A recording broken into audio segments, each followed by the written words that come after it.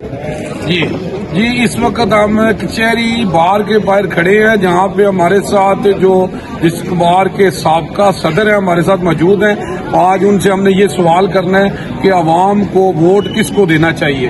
जी अस्सलाम वालेकुम साहब। सबसे पहले तो यही है कि मेरा तारुफ रजत वकील अहमद खान है।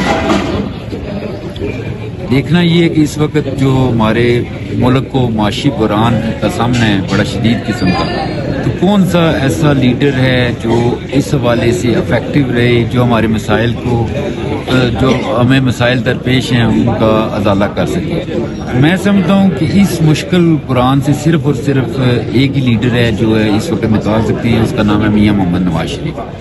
मियाँ मोहम्मद नवाज शरीफ को अगर आप देखें तो उनको एक एक्सपीरियंस है मुल्क चलाने का।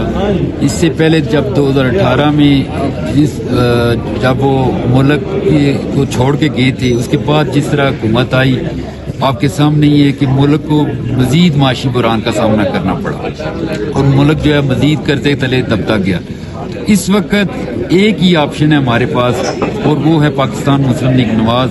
मैं समझता हूँ कि हमें ज़्यादा से ज़्यादा उन्हें वोट करना चाहिए ताकि उन्हें 2/3 अक्सरियत दिलवाएं और वो आसानी से हमें जो इस बुरान से निकाल सकें। जी बहुत शुक्रिया।